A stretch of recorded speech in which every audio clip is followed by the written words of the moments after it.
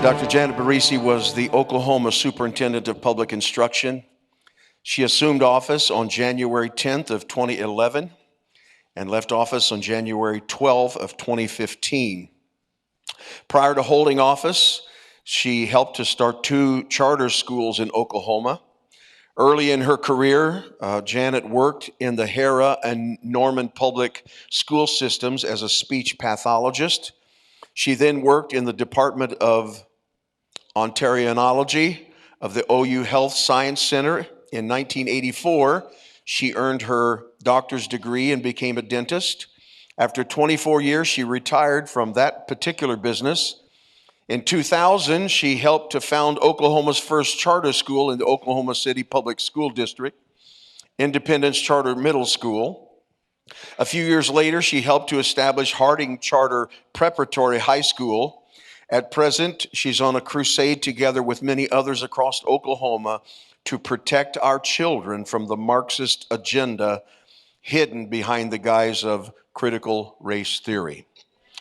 I want you to put a rousing city elders welcome for Dr. Janet Barresi as she comes to share.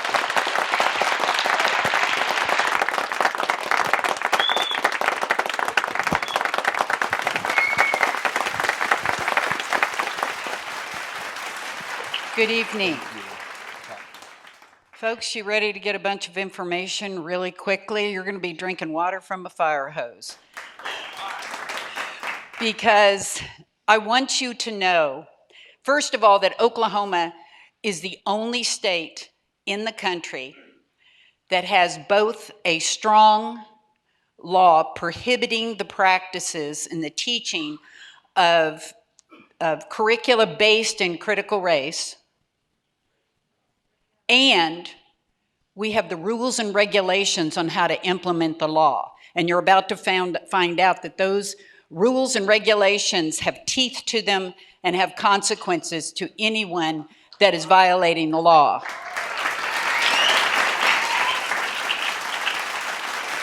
And I want to tell you, the Senate author and the House author of this bill had to do a very courageous thing as they pushed this through.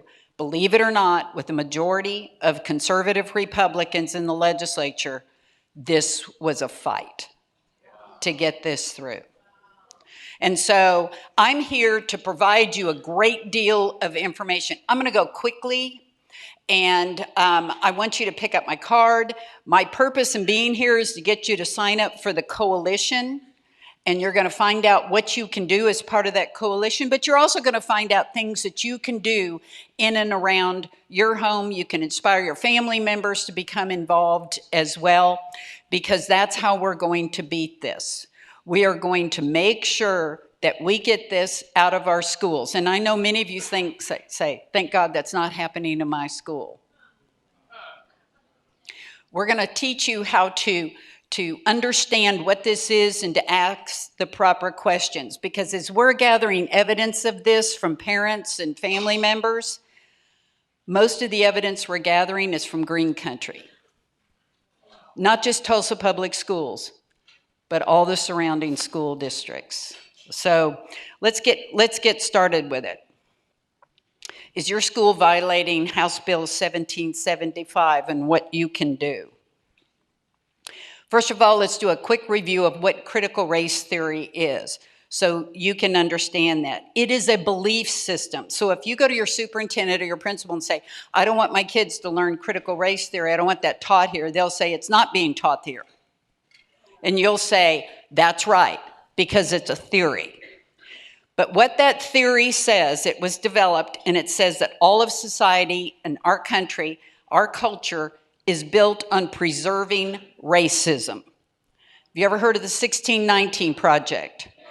Okay, it was supported by the New York Times. A woman wrote this, and the theory is based on, the project is based on the idea that the United States was not established with the founding of the Declaration of Independence. Nope, it was begun when the first slave ship landed in Jamestown in 1619, and the individuals that brought them in did that to establish racism in the country, to slavery in the country, so they can run the economy. and it's been with us ever since. So critical race theory says that everything is judged by skin color. Children are taught to see skin color, okay? White people came to this country and formed it to preserve slavery, not to seek freedoms, not to seek liberty, not to seek the freedom to worship as they wanted to and to conduct their business as they wanted to. They came here to preserve slavery. Society is broken up into two groups, the oppressed and the oppressors. Okay? Anybody of color is oppressed. Anybody that is white is an oppressor.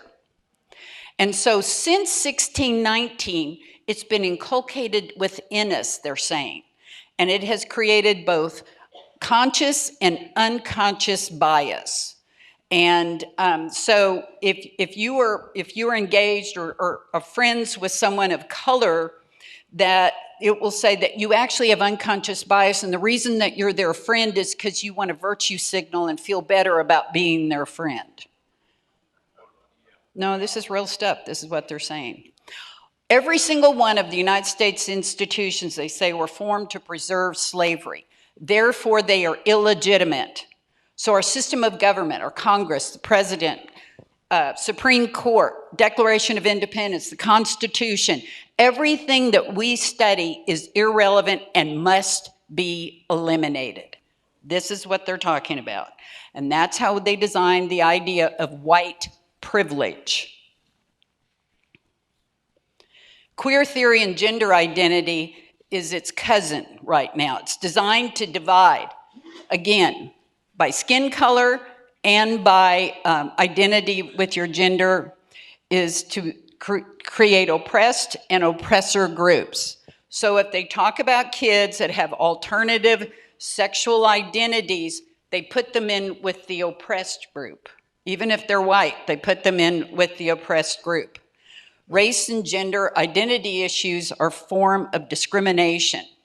It's a violation of the 1964 Civil Rights Act because you assign a value to a group of individuals based on their skin color. And you have just violated Article 6 of the 1964 Civil Rights Act. That's what all of this is based on, okay? That's how we're preventing this. That's how it was introduced to the state, and that's based on that is how this law was written. There's Title VI right there. I'll let you read it for yourself. And when they violate this law, many times we can make a case for showing how they have violated Title VI of the Civil Rights Act. What's happening in our schools? Colleges have become leftist indoctrination centers. It's not a new problem. It's been going on for decades, first behind the scenes and now out front. That's how radical change happens. It creeps up on us. And when we finally figure out what's going on, it's too late. What's been happening on college campuses is now happening in elementary schools and high schools. I know. I'm a mom of 2 school-aged kids. I've seen it with my own eyes. More and more parents are seeing it too. Thanks to the lockdowns and Zoom, we're getting a window into our children's classes. It's not a pretty picture.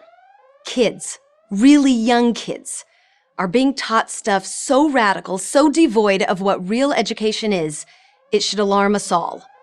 Here are a few examples. Recently, Chicago Public Schools adopted an American history curriculum based on the 1619 Project published and promoted by the New York Times. The 1619 Project asserts that America's founding was not marked by the Declaration of Independence in 1776, but the arrival of the first African slaves in Jamestown in 1619. Historians from across the political spectrum have denounced this as a giant lie.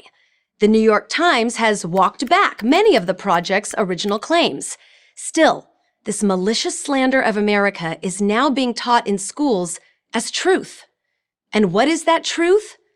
That America is, was, and always has been a fundamentally racist country, and that white Americans today bear responsibility for all current and historic racism. This bleeds perfectly into another educational debacle: diversity, equity, and inclusion. Now, this might sound innocent, but don't be fooled. It's a dangerous euphemism for something called critical race theory. Critical race theory says that racism is woven into the very fabric of American society. What does this look like in a school setting? Middle and high school students in Wellesley, Massachusetts, are being taught to be on the lookout for unconscious racial bias in their classmates. "We need your help," an email to students reads. "Your school leaders will be working with you this year on how to be proactive about preventing bias incidents and how to report them should they occur." This warped vision of America doesn't stop at race. In Colorado, first graders are being taught that just because someone looks like a boy doesn't mean they are. Only they can know who they truly are. Gender is something they choose for themselves, based on how masculine or feminine they feel. Or maybe they're not fully a boy or a girl, but something in between, whatever that may be. To repeat, that's what children are taught in first grade. Imagine what they're taught in second or third grade. And, of course, the world faces imminent disaster from global warming. The American Federation of Teachers has fully endorsed the most radical aspects of the Green New Deal, which is already featured in California school curriculums. In sum, many of our schools are teaching children that our past is terrible and that they have no future. That if they are white, they are racist whether they know it or not. If they're black, they're victims, whether they experience it or not. That they should constantly question their sexual identity. With all this being drummed into their heads, no wonder today's kids have more psychological problems than any previous generation. Maybe you think I'm cherry-picking examples to exaggerate my point, or maybe you're one of the lucky ones who sends your kids to a school that has yet to be infected by this radical agenda. Maybe. But if I were you, I wouldn't take it on faith. Find out for yourself. When I did, I was shocked to learn that all of this is happening in my school district right now. So find out what's being taught in your kid's school. Take a good hard look at curricula. Ask administrators if they endorse the 1619 Project. Are they pushing a diversity, equity, and inclusion agenda? If so, demand to see what materials the school is using. At a minimum, get to know your kids' teachers and principals. Join the PTA, attend local school board meetings, look for allies among reasonable, like-minded parents. You don't have to agree with each other on everything. You just have to agree that the brainwashing of our children stops here. Stops now. Americans know what our children should be learning, that they must take responsibility for their conduct, that race is the least important aspect of another person, that hard work and rational thought are things we all value, that there is nothing wrong with the bodies they were born into, and that America was founded not to promote racism, but to guarantee sacred liberties and opportunities to its citizens. And it wouldn't hurt if they learned reading and writing and math, too. I'm Jill Simonian, founder of thefabmom.com for Prager University. Folks, this is being taught in all Oklahoma schools. Public schools, and you'll be shocked, I've even found many private schools, elite private schools, where it's going on. Now, they're not going to call it critical race theory, but it becomes what I call a word salad. If we can go to the next slide. There we go. So you're going to hear it as systemic racism, social emotional learning. That's a big one. You'll find that on the State Department of Education website, where all the materials go out to districts on this. Diversity, equity, and inclusion. White privilege. Actually, my favorite is culturally responsive teaching. I'm trying to get somebody to explain to me what that is. Every single one of these are based out of critical race theory. When the enemy wants to confuse us, they give it a different name and they change the name all the time. There are so many other terms, I couldn't fit them onto the slide. I want to invite you as you leave to pick up one of these. It's a lexicon. Do you remember Dr. Lindsay spoke at the, I think it was the last Thursday meeting or 2 Thursday meetings ago. This list was developed by him. It's already irrelevant. There's even more terms that have come along. But take a look at it. Read the definition of them. So you can begin to listen for these things in your school. But the biggest one is social emotional learning. So they've taken a perfectly nice term, which is character education, and they've twisted it into something like this. So in the youngest grades, in preschool and kindergarten, they learn how to get along, they learned how to listen to each other, respect each other, and things like that. But by third grade, they're already learning about different sexualities. By fifth grade, they get deep into that, but they're also taught to be, in the younger grades, they're taught empathy. By fourth and fifth grade, they're being taught that, well, since I'm white, I have to feel sorry for that child over there of color, and it's because it's always been the fault of white people. So it's part of my responsibility now to help change things. Seriously, that's what they're being taught. If you go into your schools, you'll have a nice superintendent, nice principal, nice teachers. Go and take a look at the social emotional learning curriculum online. You have the right to see this. And go through the grades and see what it taught. The one I looked at for one of my grandchildren, you should have seen what they said about Malcolm X. So who's supporting these programs in our schools? Every one of you will say, well, it's the unions that are doing it. Let's talk about Oklahoma. In Oklahoma, our union membership is actually pretty minimal. It's only about 38% of teachers are dues-paying members of the unions. And most of them will tell you they're members of the union so they can get low-cost liability insurance. So who's pushing this? Who is the power structure behind this? We have an iron triangle in Oklahoma, okay? That iron triangle are these two organizations and our current state superintendent. When the three of them work together, they control what goes on at the legislature. COSA, the Cooperative Council of Oklahoma School Administrators, is the one that represents all of the superintendents, principals, and all the administrators in the state.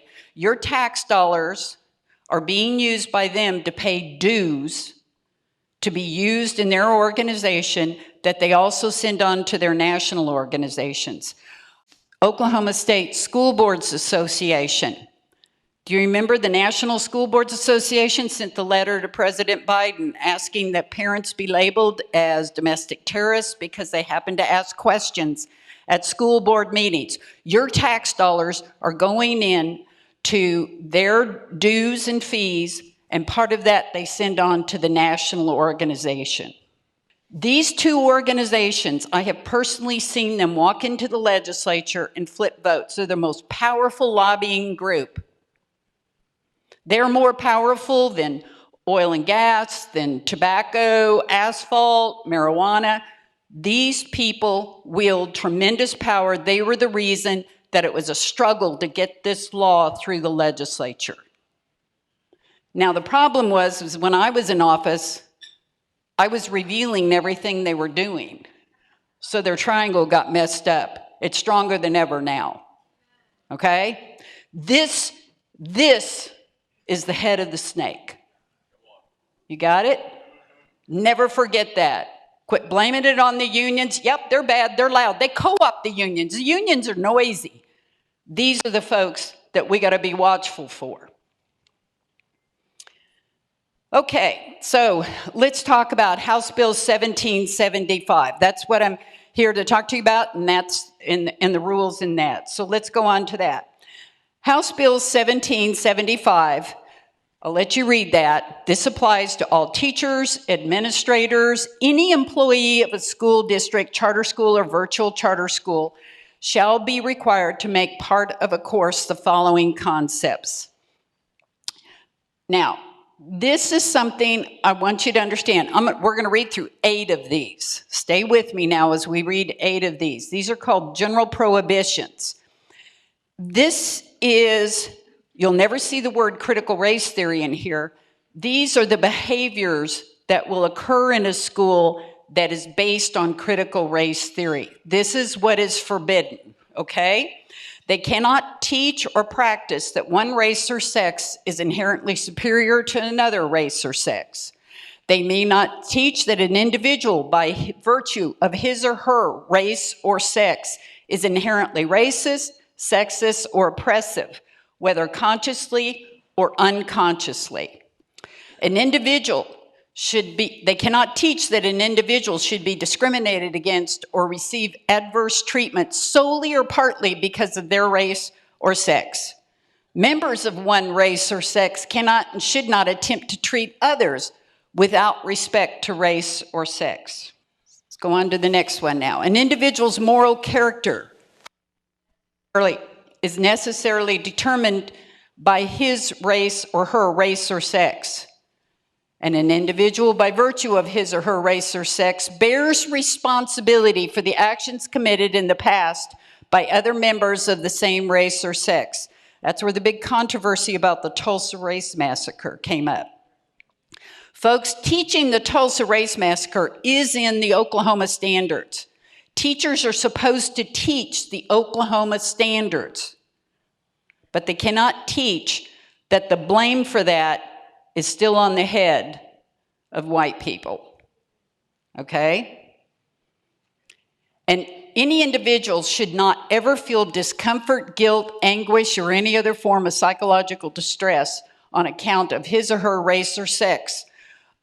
We just received an example from a school district, again, very close to here, where the child was very upset after they came home because they were asked to write an essay identifying themselves, and they had just been taught a lot of these concepts, a lot of the things about gender identity and their skin color and all of those different things.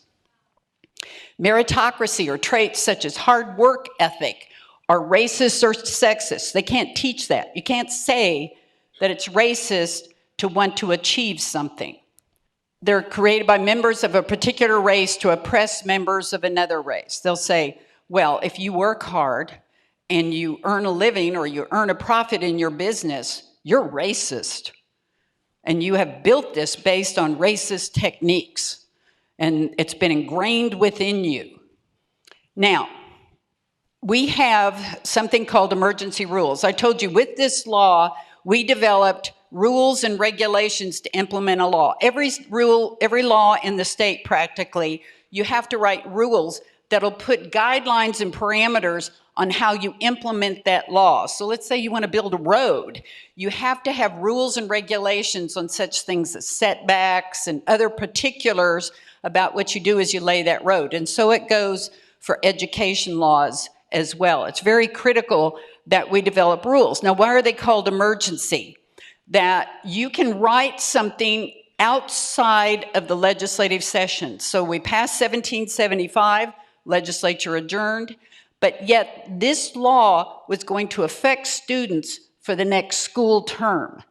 And therefore, they had to be developed immediately. So what happens is they're developed, but they're without public comment. And it goes before the State Board of Education. The State Board of Education, working with the bill's authors, then helps develop these rules, vote on them, send them to the governor. So right now, school districts are bound by these emergency rules. Folks, these are strong rules. They have strong consequences, except there's a couple things that I'm going to ask you to help us change. And we're going to learn what those things are. After the session opens up, then we go into permanent rules, and we're going to talk also more about that as well. Now, I'm going to talk to you about the general prohibitions, specific prohibitions, accountability, and how to file a complaint. Stay with me through this. Got a lot of information. The general prohibitions are those 8 prohibitions that I just read you. They lifted the language right off of the law, okay? And so that is very specific. That's what districts may not do. It's what a teacher may not do. And so it says in the specific prohibitions, this is something that's really important I want you to see here. To ensure compliance with the law and to not discriminate on the basis of race or sex as a part of any course or activities. Why do I have that underlined? Why is that important? It's because Joy Hoffmeister, together with Oklahoma State School Boards Association, hates this, hates the regulations, hates the laws. She controls the agenda for the State Board of Education meetings. And literally, to get this on the agenda, the State Board had to take these really great set of rules and narrow down their applicability very narrowly. So these rules in the law only apply when a teacher is standing in front of a class and giving instruction. You think, well, okay, that's going to take care of a lot. No, no, no. The librarian can order any book she wants and put them on display and urge the students to read them. The school counselor can receive students coming in that says, you know, I've been reading that about oppressor and oppressed, and I wonder if I'm an oppressor. I don't understand. Counselor can bring them right in, put any amount of instruction in front of them, have them read books. It's perfectly legal. School nurse, student shows up and says, I don't know if I'm comfortable being a male or a female. Maybe I'm really feel more comfortable as the other sex. And I just don't know. Nurse can bring them in, give them information about how to transition to another sex or counsel them along those lines. That's all permissible right now. Also, policies on promoting students, putting them in honors class.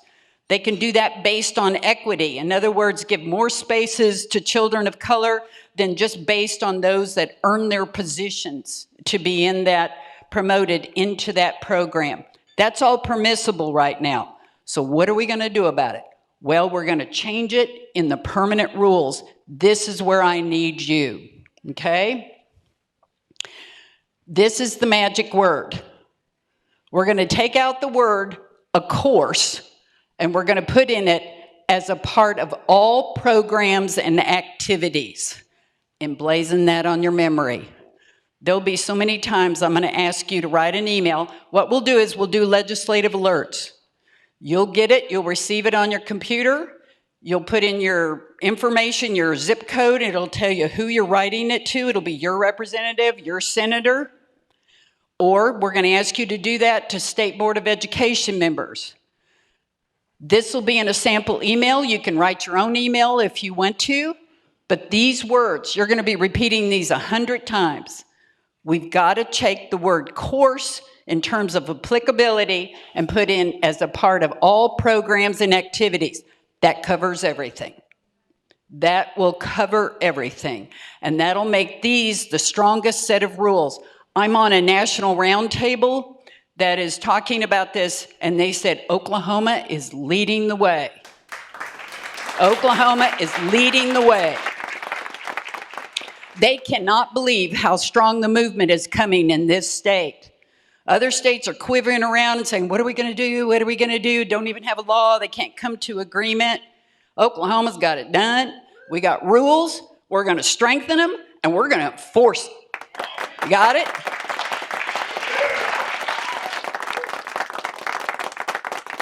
All right, the emergency rules that they apply to all public school employees, any teacher, any administrator, any employee of the group of the school. It applies to any group or representative of a public school. Everyone. The bus drivers, everyone. Now, this is what happens. This is what they're prohibited from doing. They cannot offer a course that includes any race or sex-based discrimination. They cannot use any money, property, or resources to participate in race or sex-based discrimination. Their textbooks, their instructional materials, their curriculum, classroom assignments, interventions, counseling, anything that would be in front of a child or train a teacher is prohibited. That's why we got to get this applied to everything. Because right now they'll say, oh, it's just what's in the classroom, what's in front of the kids. They can't execute a contract. If they're in a contract right now to teach these concepts, certain social emotional learning contracts, they are on the clock right now. Governor Stitt signed it, and they're in a 60-day window right now where they must cancel the contract, or they are in violation of the law. They got 60 days. Okay, the clock is ticking. No federal dollars. I don't know how she's getting around this, but right now, Joy Hoffmeister is bringing in tens of millions of dollars into the state of federal money, and much of it is tied to the teaching of these principles in our schools. We're getting ready to look deeper into it and to find out how we can get it stopped. That's why they're doing this, folks. You say, why would they do all this insanity? It's power and money. It is millions and millions and millions of dollars that'll go into school districts. No federal money. They are prohibited from adopting diversity, equity, or inclusion plans that incorporate the concepts. I know of a school district near Oklahoma City that's spending $148,000 on a DEI coordinator for the school district. $148,000 to teach these kinds of principles. They cannot mandate diversity training, including training to staff, employees, parents, or students. They're prohibited from adopting policies that have to do with admission or providing any other benefit that applies to students or school employees. There are exemptions for Title IX to keep us in compliance with Title IX. Now, the State Department of Education has the same prohibitions that are applied to it. But I want you to know that the state superintendent supports social emotional learning, which is rooted in critical race theory. You go on that website, unless she's now pulled it down. Everett Piper went on and went through it, and he said, Janet, I couldn't believe what I was seeing. Children in 5th grade were getting instruction through these programs on what was called Your First Time. In 5th grade. By 7th grade, they're receiving explicit instruction about different types of way of expressing the sexual act. This gets me sick to see this. Now, your district, every district has to develop an employee and a student handbook that is describing what that district is doing to implement this law, okay? They must make it available to every single parent, and within that guidebook, they must show you the form they want you to use if you're going to be filing a complaint. If they don't have the guidebook out, either physically or they can put it online, if they don't have the guidebook out, by the end of this month, they're in violation of the law. And you can file a complaint on that, and they will be found guilty of violating the law. See how good these rules are? Let's talk about the complaint process. All right, a parent or any citizen can file a complaint. You have 2 ways you can do it. You can file it against the district as a whole, or you can file it against a particular employee, okay? You can say, all right, X school district, I'm going to file a complaint against X individual. And you will fill out the form, and you'll get it to them. And the district has to investigate every legally sufficient complaint within 90 days. This is another thing we're going to change on the permanent rules. There is no reason in the world they need 90 days. No reason. It should be 30, but we'll accept 45 days, and that's too long. They don't need 90 days. And the district has to report back their findings. When you file a complaint, put in as much information as you can, have as much evidence as you can. You are not required to have a witness to file a complaint, either with the district or with the State Department of Education. Now, with the State Department of Education, if you want to file a complaint, you can do it with either. You can do it with both, but you can't do it at the same time. Neither of them can require you to have a witness or to have filed with the previous entity. State Department can't say, we're not going to accept your complaint, you haven't filed it with the district yet. Nope, they can't do that. They can't do that. So when a district is investigated by the State Department of Education, there's two ways that you're going to be filing it with the Office of Accreditation. Why are you doing that? The Office of Accreditation determines that every district is or is not in compliance with all state education law. That is a service they do. So if you're accredited, that means that you're following state laws and therefore state dollars to educate those students and to run your district is coming to you, okay? So every single year, the Office of Accreditation physically goes to every single school district in the state and looks at records to assure that they're in compliance with all state laws. But if you as a citizen want to file a complaint, then the Office of Accreditation will receive that and immediately begin their investigation too. So they can discover violations of the law either through their normal accreditation process or if you file a complaint. Okay, both of these ways, no matter if you file it with the school district or you file it with the State Department of Education, ultimately it goes before the State Board of Education to determine what to do, and there are specific things that they have in front of them that they can use to enforce the law. This may include suspension or loss of certificate for any of the employees. Okay? Right now, we have 13 teachers that have publicly said they're going to ignore the law and they're going to keep teaching this. Right now, we are now able to file a complaint, get it before the State Board of Education to either suspend or completely revoke their teaching certificate.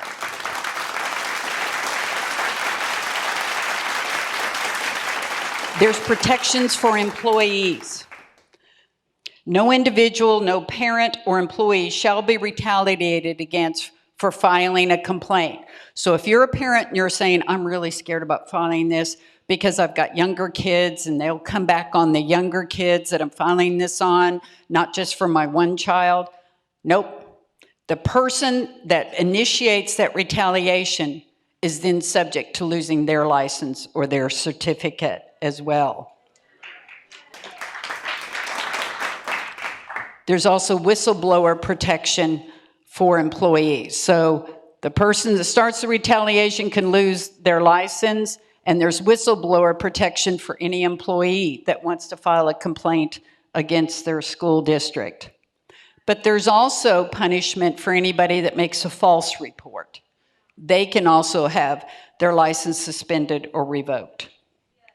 If an employee believes that they have been discriminated against based on race or sex, they can file a case with the State Attorney General's Office of Civil Rights. All right, now there's one more way you can make your complaint known. If it is sufficient enough and it's severe enough, you can file a complaint directly with the U.S. Department of Education Office of Civil Rights, and you can recover monetary damages on that. Right now, Cardona is the Secretary of Education, and Miguel Cardona has said that he does not believe parents are the primary stakeholders of their child's education. So I'm telling you to file it, domestic terrorists, but we'll see how far along it gets lined. But that is your right to go ahead and file that complaint. Now, there's something else I want to talk to you about, and it's embedded within these fabulous, fabulous rules, and it's been around since 2014. It's called the Parents' Bill of Rights. It's very important, and it strengthens this law and these rules. It's so important, I want you to read this critical statement because it goes against what Cardona has said. No public school shall interfere with or infringe upon the fundamental rights of parents to determine their child's education. period. That's in the law now. So here's the important thing. If you suspect this is going on, right now, actually since 2014, you have the right to notify your district that you want to come on site and you want to inspect any and all materials. They're listed here: curricular materials, lesson plans, training manuals, anything that pertains to the education of the child. You want to go on site and inspect them, and they must provide them to you. They are required to provide them for you. If you get there and you say, okay, now I want a copy of this, then they'll probably ask you to file a Freedom of Information request, and they'll charge you for copies. But at least you'll have that in front of you and you'll know what you've looked at. If you want to get it copied as evidence, you're going to have to go through that process as well. Trust me, you're not going to be in this alone. We got people that are ready to help you along on this. Okay, request. Here's what you can do right now. Request, remember that manual? You can request a copy of the district's parent manual, parent and employee manual. And so if the new policy and complaint form are missing, file a complaint with the State Department of Education on that, because they're in violation of the state law. If you remember the 8 prohibitions, we'll give those to you once again.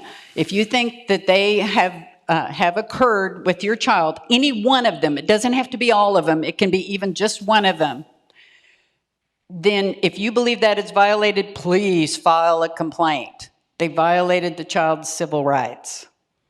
If you know that your district has applied for and received public or private grant dollars that require that any of these principles that are taught in the school, file a complaint. If the district has a DEI coordinator, file a complaint. There may be times that they've got workarounds on this, but let's start the process. Let's take a look at it very, very closely. Diversity, equity, and inclusion. Now, permanent rulemaking. Here's where the politics gets involved. I did these before Joy ever announced. I've heard for months that she was going to run for governor. I thought it was an urban legend. I said, are you kidding me? Really? She has. She's announced that the permanent rule process will not begin until November, and she said it's going to be completed by March. Baloney.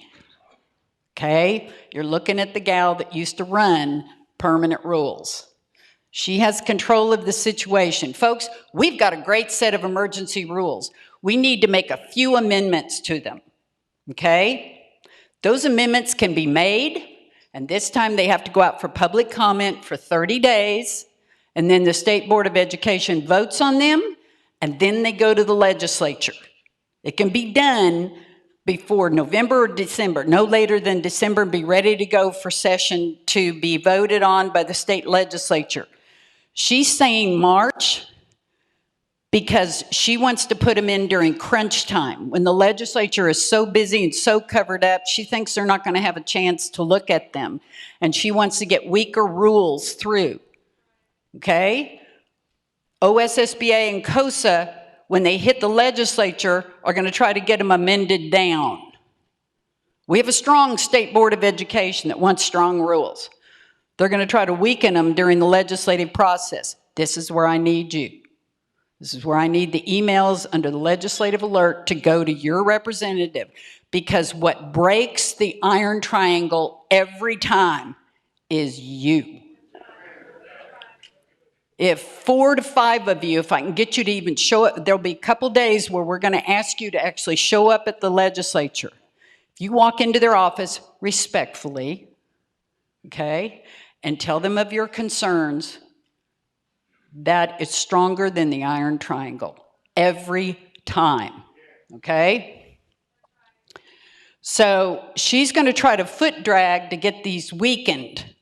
They don't have to be that way. So I'm going to be asking you on your legislative alerts to actually send emails to State Board of Education members with the words, all programs and activities, remember that, all programs and activities, a couple other tweaks, we'll have it for you, ask you to send that in.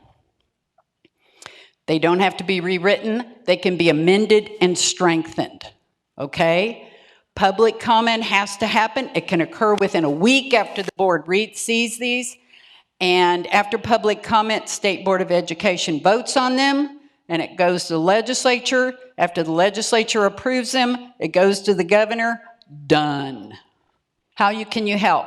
Join our coalition. I've got sign-up sheets out there. I had fancy ones, and I left them at home, so we've got plain paper. But give me your name, your phone number, and your email to sign up for the coalition. You are not signing a petition. You're signing up to be on the lines of the battle. Okay? This is your patriot call. Go to your school board's meeting. There's the school district's meetings. And like I say, look under the hood. Just sit there for the couple meetings. It'll drive them nuts. They'll want to know what you're doing. Look on their guidelines and find out the guidelines on making public comment about how you can do it at that school district. You have the right to speak. No, you're not a domestic terrorist. Just get up there and make your speech about your concerns. You're going to learn a lot when you start going to school board meetings. Here's another one. Advocate for universal school choice. Okay? This is very important. This is not about destroying public education. What universal school choice does is it flips the model.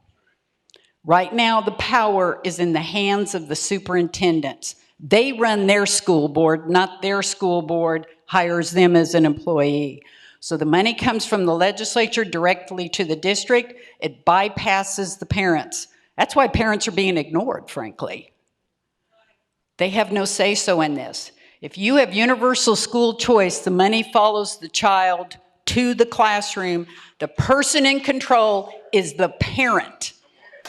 And they flip that model, because when they walk into that school, they're looking at the superintendent and they're deciding if they're going to buy what he or she are selling. And if they're not, with universal school choice, you can walk and go to any public school or private school, religious or non-sectarian, with your state dollars. That is going to be proposed in next year's legislature. The bill is being written right now. Okay? Guess whose bill it is? It's the pro tem's bill. And I bet it'll become the speaker's bill as well. The anger about this in this state is getting so strong that this is going to be a Donnybrook of a fight. The Iron Triangle is going to fight against it. You can make it happen. We are not destroying public education. My statement is that we're going to make it better. We're not trying to eliminate it. We're making it better because parents will be back in control.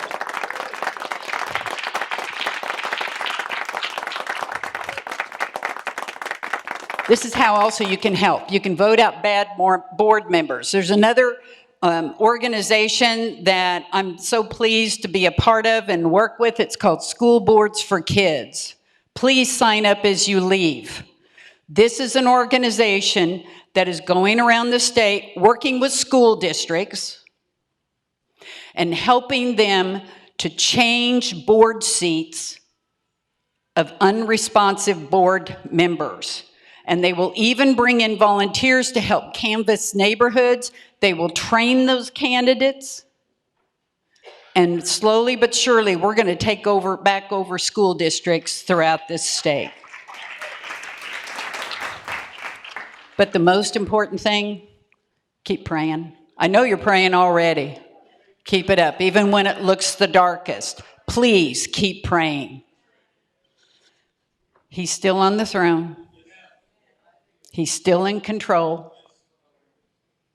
And if we give this to him and humble ourselves before him and pray, he's going to heal our country.